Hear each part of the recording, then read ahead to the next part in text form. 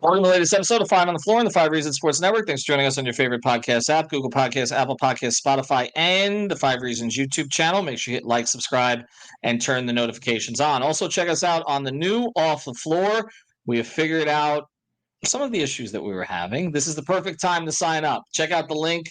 It's right here in the YouTube channel description, also on the podcast episode description, and at the very top pinned on the Five Reasons Sports Twitter page. This is where you can communicate with fans all day long, and we all pop in there from time to time with updates and just to converse with you. So check it out. We've also got a podcast discussion feed on there, a playback discussion feed on there. So plenty of stuff that you can do on the Heat all day long. $2.99 per month. Also, check out a great new sponsor of the Five Reasons Sports Network. We talk about Heat fans and great local businesses. Well, this one is called Tub Culture. They're based right here in South Florida. They make bath and body products that are all handmade using gentle, natural ingredients with no animal testing. And they have something for everyone, from soaps that gently clean to bath bombs that smell amazing and add fun colors to the bath, plus shower steamers for a spa-like aromatherapy experience at home, handcrafted lotions because no one likes dry skin, and scrubs that clean and moisturize in one step. So check them out. It's at tubculture.com. And if you use the promo code 5, that's FIVE, you get 10% off your order of $20 or more. So check them out. You can actually find them more directly at shop.tubculture.com. And now, today's episode. Down the Biscayne. Yikes. Five on the floor, ride for my dogs. Where here's the thing, you can check the score. Hustle hard, couple scars, wearing bubble frogs. Just like Butler said, you in trouble, y'all. Kept the floor playing, got it all band. Y'all seen the block, stop with one hand. And Pat we trust, it's power, have the guts. We're here to bring the heat, y'all can hang it up.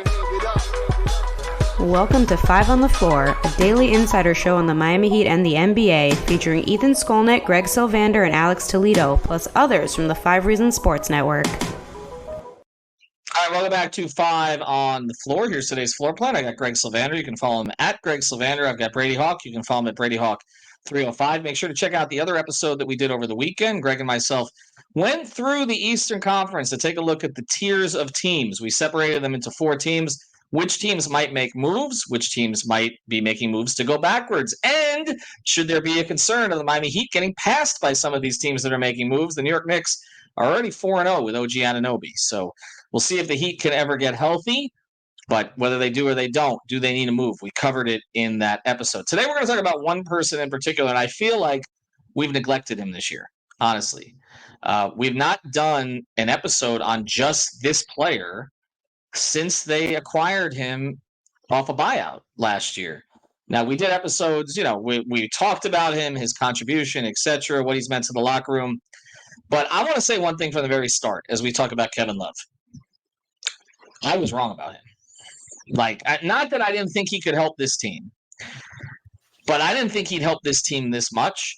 And I will say that I think my judgment was colored a little bit by the fact that I covered him in Cleveland for a year when I was with Bleacher Report, and I was sent to the Tundra because LeBron decided to leave Miami, which is something he never should have done because he'd had more than just 2 titles since if he had stayed with the Heat. But I got sent up to Cleveland. I had something in my contract which said that I would be Miami-based, but that did not preclude them from putting me up in a hotel. And I happened to stay actually in a hotel that had condos at the top. And among those who had condos in that building at the time were Johnny Manziel, Kevin Love, Kobe Altman, and Larry Drew, and several others either associated in some way with Cleveland sports. And sounds like a party. There was one. It's Cleveland, right? So there ain't too many places to go. They had this one club in the middle of this hotel condo area. I can't remember the name of it, but everybody ended up there one way or the other. And if you went to the gym, you would run into Brendan Haywood in the gym. That's kind of where this was, because again, there aren't that many places to go in Cleveland. But when I covered Kevin in Cleveland, I will say I didn't really get to talk to him much, to be honest. I wasn't used to the Cleveland PR staff, and they didn't sort of facilitate things quite the way that they do in Miami, or at least make the players talk on a regular basis. And so like LeBron, I would go up there. LeBron would talk once a week. Sometimes, if he didn't have games, I'm talking about off of practices, whereas in Miami, he talked twice a day, sometimes to the media. And Kevin and Kyrie, I think were sort of skeptical of anybody who was outside of that, particularly Kyrie, but outside of that circle at the time, particularly someone who was coming from Miami. So I didn't really get a lot of interaction with Kevin, and I didn't see him as the person that I think we've seen here. He was not nearly as jovial. He seemed kind of a little bit sullen, distant, under a lot of pressure. And I talked to him about that for the podcast we did with him at FAU at training camp this year, where he talked about the differences between here and there and the different stages of his career. But that was the whole fit in, fit out stuff with LeBron, the passive aggressive thing. Could Kevin Love be Chris Bosh? I contributed to some of that with a piece that I wrote after I spoke to Bosh. So I didn't expect this Kevin Love, right? Yeah, I didn't expect this Kevin Love. I really didn't. But he's been tremendous in the locker room. And, I'm working on a piece about Duncan Robinson and Duncan talking about how much Kevin has meant to him. But it's also the on-court stuff, because it's one thing to be really good in the locker room if you're Udonis Haslem and all of that stuff is established, right? Like, you're an icon on the team, in the city, in the community, with the organization. So if you don't contribute very much on the court anymore, except for some silly Heat fans who are upset about a roster spot, nobody cares. You're providing your role to the team in other ways, right? But if you're coming from somewhere else, from Minnesota, Cleveland, etc., you have to do something on the court to show that you can still play if you're going to carry that kind of sway with other players. Yeah. And here's the thing, Brady. He has. I mean, I'm looking at his numbers for this year. Okay, this is a player that most thought was washed. Okay, like Cleveland cut him loose. Now, he wanted to be cut loose, but they decided they just didn't want anything to do with him anymore. They could use him right now. Okay, his per 36 numbers this season, per 36 minutes, 19 points, 13 rebounds, and 5 assists. His numbers in Cleveland were 19.7 points, a little under 12 rebounds, and under 3 assists. He's actually producing at a higher level per minute here than he did over his time in Cleveland, during which he was still a star. I mean, he played in Cleveland for 9 seasons. So, yes, there were a couple of tail-off seasons, but at the beginning of that, he was their Chris Bosh. and yet his numbers this year per minute are even or better with what he produced over the course of a 9-season stretch in Cleveland. Why? What's working, Brady? Well, I'd say number one, it's funny because the initial thing you thought he was going to provide was shooting, and he's done a good bit of that on this recent stretch. And I was talking about kind of before we started this, that his Bears shooting numbers have not been as good as you may think they've been. Like, I think he's catch and shoot numbers at 33%. But it's more about his impact. Like, to your point, it's more about the other stuff that he's doing. Where last year he came out and pretty much said, "I'm going to be," or the Heat used him as a pick and pop guy. They're like, "Okay, we can open up Jimmy Butler's lanes. We can use him in these lineups. They can just pop out to the three in a rotation that did not have any guys that were popping out to the three as bigs." This year they basically said, "Okay, has a kind of a good couple months under his belt. He has a big playoff run under his belt. Let's start using him in these different ways." And now, like, he's getting so many open looks from three because he's doing all this other stuff. And the other stuff includes he's getting guys flying out of him, and he's driving to the basket. He's doubled his free throw attempts. I was looking at his stuff, inside the paint, less than 10 feet from the basket. He's shooting 74% less than 10 feet from the basket. Like, that is just an insane number. It's not that it's super high volume.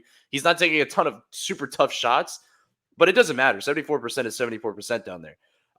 And then obviously the collapsing that he's doing, when he's putting his head down at times. They were doing, when he got in a flow the other night, they were running stuff for him in the mid post, and he had a really big basket where he turned and shot over the top of somebody and banked it in. It's like they just start putting him in these new spots where it's like, okay, they can move him around and they can be versatile with it. So it's just been huge. Then you go to the defensive side of things, which I think is probably the biggest jump of why it's possible to do what he's doing this year, where last year it was blitz, blitz, blitz. It was every time he came up the screen, it was so much recovering. It was so hard for the Heat defense to keep running around trying to make up for the fact that he's trying to recover. Now they're pretty much, he's been playing at a lot of drop, and he's done a pretty good job at it. Number two, he's played in a whole lot of zone, which I don't think we were surprised about. But the thing that I keep talking about is one of the hardest things to do is rebound in a zone. And he has had zero problems with that. And that shouldn't be a surprising factor because he is such a good rebounder. But it doesn't matter because the whole goal is to try to find a body and go up and get a rebound. He's just been cleaning the boards. To your point about, what was it, 13 rebounds or something per 36? Like, it's incredible. So you add all that in together with the fact that you look at some of the on-off numbers, and this is the last thing I wanted to mention before I go back to you guys to kind of talk about the other parts of this. We constantly used to talk about the guy behind Bam in the on-off numbers being so horrible. Then you look at it this year where the offensive rating with him on the court is 119, which is a team best. Then you say to yourselves, okay, what about the defense? A team best 109 defensive rating. So, like, he is leading the analytics and advanced analytics and on the court stuff on the offensive and defensive end. That's how good the lineups have been around him. And it's funny because you look at the Love Bam combo. I think it was like 109 offensive rating and 106 defensive rating with Bam. His real damage has been as the backup five. His real damage has been in these other lineups where it's just a spread offense and he's kind of just playing the role of letting everybody else go. So that has been huge for this team. It's the thing I keep talking about is now that you know that he can do it, you have to try to find time to rest this guy. You have to try to not burn this guy out by March because they're going to need him come playoff time. And the crazy thing about these numbers is the guy that he plays the best with on this team is Jimmy Butler.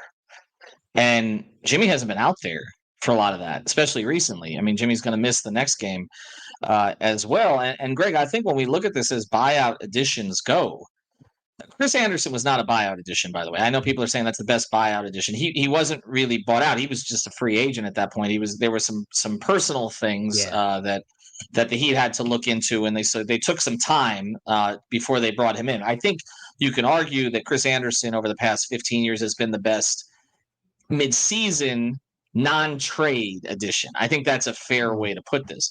But as far as buyouts go, like, you don't get a guy like this. Like, I mean, you're hoping Joe to Johnson. really get, like, that's as good as it's been. Right, and that flamed out in the playoffs. Like, he was good for a little bit, and he was awful in the playoffs. He couldn't shoot, and they didn't bring him back, right? So, like, this guy they wanted to bring back. And as a player option. And at the end of this episode, we'll get into how they should do that, right? Because I think that that's something that should be done. But we've talked so much about the backup big situation, right? Like, that they got to get somebody behind Bam. And this is kind of what Brady's getting into here, which is, all right, so, last year, it's been Zeller, it's been Dedmon, it's been all these guys that you're hoping to squeeze a few months out of them, and then it's like declining benefits as you go forward. This year, Thomas Bryant looks like the same thing, to be honest. And Orlando Robinson, is putting up 43 and 10 in G League, but they don't seem to trust him for extended minutes at this level. He's kind of caught in between. He's too good for G League at this point, but I don't feel like they want to give him the usual 10, just say, here's your 10 to 15 minutes. They would be kind of screwed without Kevin Love right now, I feel like. Mm-hmm. Not only that, Orlando Robinson, just so that everyone remembers, the 10th is his guarantee date. And as we're recording this, it's the 7th. So that's something to watch. Couple things that jumped out at me about Kevin Love before we pivot to the back half of the episode and what they can do to keep a guy like this around and maybe bring a couple more that can help in the similar ways. Because you're right, he has outperformed what we thought he could be. It's crazy to look. 80% of his shots are coming off of assisted basket. So, like, he's getting everything off of passes. It's his second highest true shooting percentage of his career this year. And to me, like, to have those two things happening at the same time means that you are capitalizing and making everyone better by being as efficient as possible when they are using you as a release valve. And so for him to do that, combined with the stuff that none of us can quantify on any damn stat sheet, the stuff he brought to the locker room when this team was in a weird place, that stuff should not be discounted. And so the fact that they got him, also the fact that they gave him a player option, we'll talk about that going forward and what it means to the team. This is a guy that it's a home run acquisition. And I want to say I was wrong too. I think a lot of it was that he was compared to Chris Bosh and I was being defensive. But in retrospect, it was petty. And honestly, Kevin Love has just as much heat culture as any dude has that's came through this organization. And I just didn't think that was the case, honestly. So to own up to that, I shall right now. No, I should also. I mean, honestly, I was coming at a different place, not as a fan, but as a journalist, and I always felt that Chris was disrespected in his role in Miami. And so when everybody's saying, "Well, Kevin will do what Chris did," once he's the third guy with LeBron and Kyrie, I was like, wait, that's not so easy. And so I think I took more of that posture on it. And Kevin struggled with it more than Chris did, to be fair. I mean, Chris had his moments where it took him a little bit of time to assimilate. But then once he did and understood what his role was and when he should take over and when he shouldn't, whereas with Kevin, it always seemed more awkward, I think, with LeBron, during that period of time. But they did win a title together. He contributed to that title. Everybody remembers him chasing Steph Curry out by the 3-point line. And, that's probably the one defensive moment of Kevin's career that they remember. But before we get to going forward here, Brady, would you say that this is fair? He's a role guy, right? I mean, we agree. On this team, he's a role guy. He's not a superstar anymore. He's a likely Hall of Famer. He believes he's going to be a Hall of Famer. I think he will be. So if we're to put all the role guys in a basket right now, okay? So take Jimmy, Bam, and Tyler out because they're not supposed to be role guys. Where would Kevin rank as far as contributions of role guys this year? Because to me, he's third. Mm-hmm. That's exactly what I was going to say. It's got to be Duncan and Jaime. That has to be 1 and 2. But it's not a large gap in terms of impact. I mean, the stuff that Jaime and Duncan have done have literally led to them winning games and have done stuff in the offensive end that feel more loud. But 100%, it's like he's in those lineups, though, that are causing that. Like he's the one that has been forcing that type of stuff. And a lot of the issues that we've talked about in the past have like done a full total flip. Like when we were talking about them not having a backup big that can not that this guy's an elite defender, but that's like a legitimate issue on this team is the defense behind Bam, where now it's the point of attack stuff. Like they're not having the issue with Love on the backside. Then you have this stuff where on the offensive side, either the rebounding or the offensive stuff with the shooting in terms of a big, like all of this stuff has been resolved. So 100%, like look at, here's another stat talking about, because it's funny you mentioned this because lumping the big or the role players together. I mentioned the free throw thing before, but I just can't get over this because the age that this guy's at and the play style that he plays with, the fact that the top free throw attempts on the team for the Heat per game, Jimmy Butler number 1, Bam number 2, Tyler Hero number 3, Kevin Love number 4.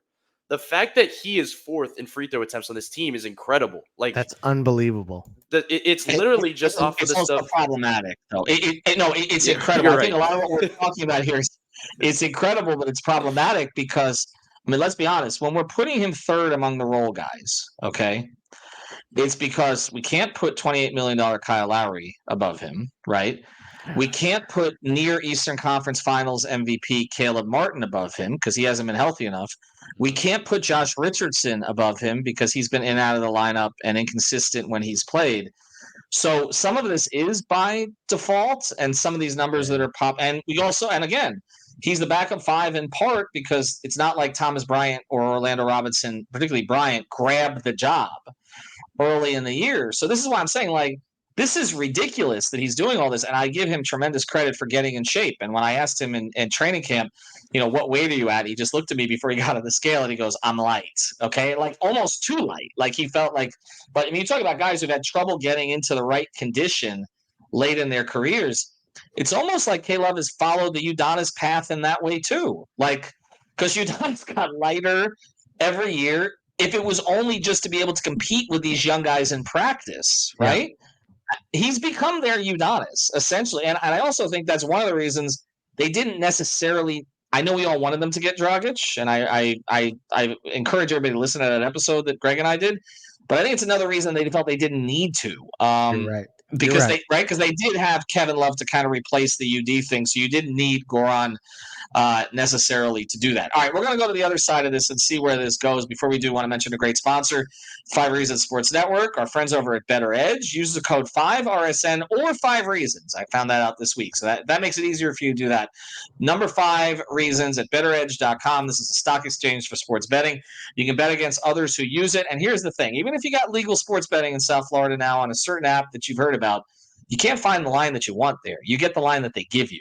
Better Edge, you can shop for the line that you want. That makes it different. Also, we give you $20 to play if you use our codes. Again, it's 5RSN or 5 Reasons, and our tournaments are much less than that. So check it out, betteredge.com.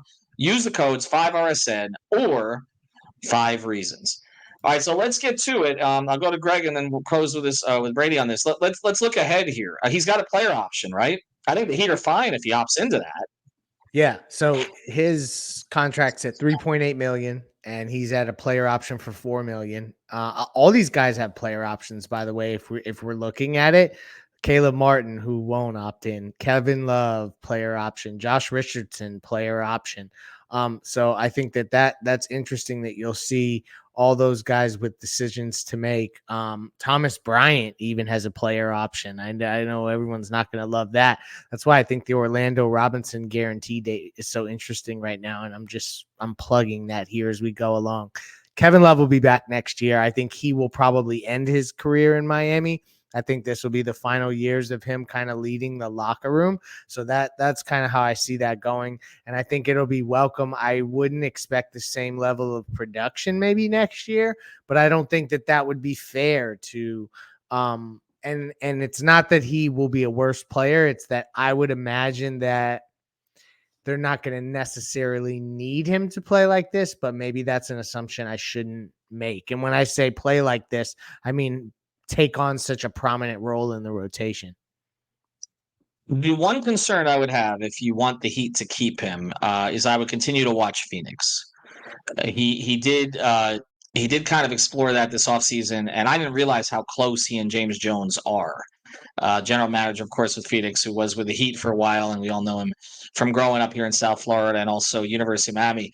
JJ spoke at his wedding, and actually Kevin named his daughter after James Jones. That's how close they are. They became close in Cleveland during that period of time that I'm talking about when LeBron brought JJ and Mike Miller up there. So I would watch Phoenix for him next year. I don't think he'll go to a cold weather place. I know the one thing about this. He's not going to go to a place where he's not comfortable with management. He and I have had some off the record conversations about the NBA. This is why I like having veterans in the locker room because they've been through some things and they'll honestly talk about some things. And I can tell you, he's not going to want to go to a bleep show. Like that's the Heat. It'll be the Heat or somebody like JJ who we trust, or another organization like a San Antonio if they were further along, something like that. That's a respected organization. He's not going to some of these other places. But Brady, I want to get to this here before we close, and we thank our sponsors, tubculture.com. Make sure you check that out, and also Better Edge. Use the code 5RSN or 5 Reasons. What can be expected for him in the playoffs? Because I know you've talked about this, which is preserving him for that, right? Okay, so you're preserving him potentially for matchups with Milwaukee, Boston, Philadelphia. If he's going to be your backup 5, and giving you the minutes when Bam's not in there primarily, so you're talking a 12 to 15 minute run maybe at the most in the playoffs, because Bam's minutes typically go up to 35 to 37. Although actually Spo hasn't raised him that much in the playoffs the past couple of years. We've actually critiqued Spo on that a little bit for not giving Bam 40 minutes. But how would you kind of split up those minutes, and what would be the expectation level for Kevin against those teams? So there's definitely the possibility of him matching up, like adding Porzingis in Boston. I mean, it makes things easier to kind of have that extra guy that can, number one, guard those guys, but number two, like be able to pull some of these guys away from the basket. Like we've talked about that in the past, and that's how Miami always ends up coming back to that in the playoffs. We saw it last year in Milwaukee. This wasn't including Kevin Love in this part, but when they basically won the series off playmaking with Bam and pulling their Milwaukee's big men away from the rim and kind of winning the game in Game 5. That's what they're always going to do. So Kevin Love could end up being a pretty big part of that. And both of those teams are kind of ways that they could do that. The issue is I just don't see a lot of Love Bam like being possible in the playoffs because of what you mentioned, because of the fact that if you're trying to eat up a large amount of minutes that is probably going to be around what you said, around 12 to 15, you're going to need that to be Love. Like you're going to need, there's no other option. So you can't really put those guys together. Now, do they have to play together? Not really. I'm not even that much in love with the fact that you have to do that, because I actually am a much bigger fan of the Love Jimmy stuff. We literally did a whole segment in the last podcast trying to solve the Heat's transition stuff. It literally just means Love to Jimmy. Like that's solving it. That's literally their entire transition game. that in playoff games, it's like just put those guys together and try to get out on the break and try to do certain stuff. Like, think about the game last year in New York where I think it was game 1 where they literally just won the game off him turning the tides with the outlet passes. Like, that's the stuff that you need from him. You need him. As much as people may not think he's a 5, he is a 5 at this stage. He's definitely a 5 Hell in Miami. yeah. Definitely a 5 in Miami because Haywood Highsmith's a 5 in Miami. So there's going to be different things they can go to. Now, are they going to be able to stay in zone as long in a playoff series with the constant adjustments? Probably not. He's probably going to have to play in a little bit more drop. But as I said earlier, I haven't had much of a problem with him in drop. Like, I had a problem last year when he was blitzing a ton because I felt like teams were figuring it out. Now, if you're going to play more drop in the playoffs, your point of attack defenders have to be a lot better. Ideally, they're healthier, but they also have to be a lot better because even when they've been healthy, it hasn't been great. So they're going to have to figure that stuff. That's minor things you're going to have to figure out when you get there. But the big thing for me, and you mentioned it before, is literally just making sure this guy has his fresh legs because we've seen this before every single time with their backup bigs. I don't care if it's Kevin Love or not. The first year with Dedmon, I say it all the time, in that 2021 year where he got swept, he was their best player in the playoff series. He literally was because he was the freshest. He literally had fresh legs and looked great. They brought him back, and then kind of everything went downhill. Cody Zeller comes in. He looked really good early on. Everybody was literally saying, to tie this back into this podcast, that he was the better acquisition than Kevin Love. Like, that was what everybody was talking about at the time. And now you come back to this, and now you have the same thing with Kevin Love where he looks great. But you need him to look fresh in the playoffs. You do not need him dragging. You do not need him because we've seen at times even with his shooting that sometimes he's short on his shots because he doesn't have his legs. You need him to have his legs. So I'm interested to see how they do it because they have too many injuries to just take the guy out if he's healthy. But if it feels like they're going to get to a point around All-Star break when Jimmy starts to come back that they're going to have to start giving this guy some time off. And I'll say this too, for those who critique the organization, and we do it at times as well, you go back to last trade deadline where teams gave up 5 second-round picks for players like Jay Crowder, right? Kevin Love has produced more for Miami than Jay Crowder has produced for Milwaukee. Kevin Love to the Heat was worth 2 or 3 second-round picks in terms of the production that you've gotten from him. They gave up nothing. Sure. They gave up they gave up nothing for Such a a guy great point. Right, who in per 36 minutes is giving them 19 and 13. Like it's again I understand frustrations about certain things, but then some decisions get forgotten, and this one worked out I think better than any of us anticipated because you're right. We did a podcast. I believe we did a podcast that Zeller has contributed more than Love, and I would be willing to bet that most of the guys that all those second round picks were traded for last year, with the exception of Crowder, who's hardly played and now he's getting back in, are not with their same teams anymore. And I could guarantee you that the majority of buyout guys from last year are not with their same teams anymore. And we're talking about Kevin Love and wanting him to come back another year for basically 2.5 seasons with the Miami Heat. So it's a pretty good acquisition, and we felt it deserved an episode. All right, check us out from the arena. No Jimmy Butler again against Houston on Monday night, but we'll have full coverage, Brady, myself, and Alex from the arena. And Greg will be on the podcast overnight. Make sure, of course, that you sign up to Off the Floor. Have a good one, everybody. Thank you for listening to the 5 on the Floor on the 5 Reasons Sports Network.